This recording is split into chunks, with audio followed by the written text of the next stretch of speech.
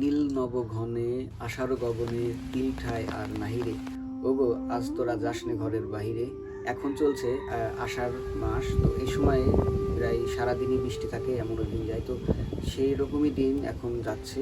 এর মধ্যে গ্রাম ঘুরে ভিডিও করাটা একটু কষ্ট হয়ে গেলেও তারপর আপনাদেরকে আমি দেখাচ্ছি কিভাবে আমি আমার এই যে পটারিটা আছে সেটা কিভাবে আমি গ্রামের সকল ঘুরে ঘুরে গাছ, কিভাবে ডাল এগুলো সংগ্রহ করে আমি খুব সহজে ফেলে দেওয়া জিনিস দিয়ে কীভাবে পটারিটা সাজাই সেটা আপনাদের দেখাবো।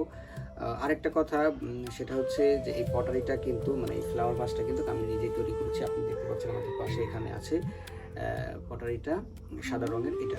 তো আপনারা যদি চান এটা কিভাবে তৈরি করেছি সেটাও আমি আপনাদেরকে দেখাই দিতে পারি, এবং আপনারাও চাইলে নিজেরা নিজেদের গ্রামে থেকেই, বাসায় থেকেই বা শহরে থেকেও আপনারা চাইলে এরকম পটারি অনেক সহজে বানাতে পারবেন। এটা কিন্তু খুব কঠিন কিছু না।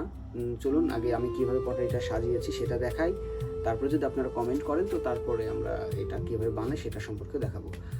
তো চলুন ঘুরে আসি। তো প্রথমেই আমি গ্রাম ঘুরে ঘুরে কিছু গাছ এবং কিছু ডালপালা পাতা এগুলো আমি খুব সংগ্রহ করেছি। কিছু বাঁশের পাতা, কঞ্চি, হলুদ গাছ ইত্যাদি, এবং আপনারা সেটা দেখতে পাচ্ছেন। এখন আমি এই ডালগুলো এবং পাতাগুলো যেটা যেরকম দরকার সেই পরিমাপে ছিঁড়ে নিচ্ছি, কেটে নিচ্ছি, বাদ দিয়ে আমি সেটা এখানে এই ফ্লাওয়ার ভাসে রাখতেছি। সবগুলো একের পর এক আগে রেখে দেখছি যে আসলে এটা কেমন দেখাই, তারপরে ওইখান থেকে এক এক করে বাদ দিচ্ছি।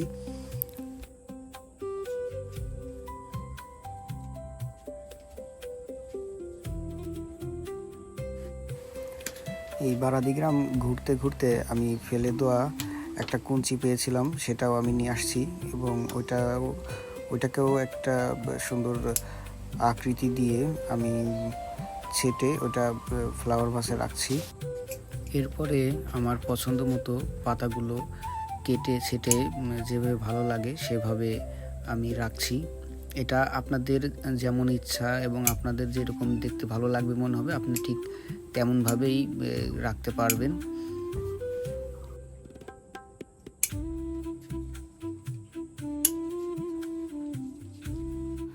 এরপরে আমি এগুলোকে হাত দিয়ে গুছিয়ে রাখছি। যেভাবে রাখলে ভালো দেখা যায় আমি ঠিক সেভাবে রাখার চেষ্টা করছি। চলুন এবার দেখে আসি অবশেষে কি হলো। এটা আমি বিভিন্ন দিক থেকে বিভিন্নভাবে ভিডিও ক্লিপগুলো আপনাদের সাথে শেয়ার করছি। এটা শেষ করার পর এত দারুণ লাগছিল যা ভাষায় প্রকাশ করার মতো না। ঠিক আপনারাও চাইলে আপনাদের বাসায় কখনো যদি কোনো মেহমান আসে বা কোনো অনুষ্ঠান হয় তো সেই ক্ষেত্রে আপনারা এই ধরনের ফুলদানি সাজিয়ে রাখতে পারেন। এটা যেমন সহজলভ্য তেমন খুব যে সময় লাগবে বা কোনো ব্যয়বহুল এমন কোনো কিছুই না, একদম হাতের নাগালে, হাতের তৈরি, এবং গ্রামে থেকেই এটা কিন্তু আপনারা চাইলে করতে পারছেন। এটা খুবই সুন্দর একটা ব্যাপার, দারুণ একটা ব্যাপার।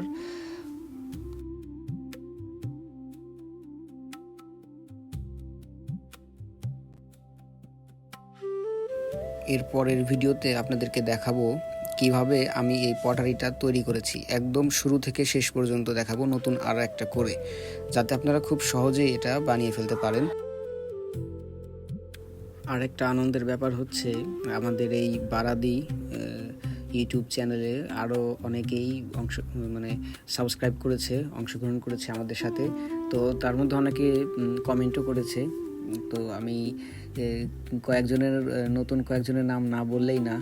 তার মধ্যে আছে প্রিয়সী আসমানি, তিনি লিখেছেন অনেক সুন্দর। আমি আসলেই খুশি হয়েছি আপনি আমাদের সাথে থাকবেন। আর আরেকজন নাজমা আক্তার, আমার বান্ধবী কেমন আছেন?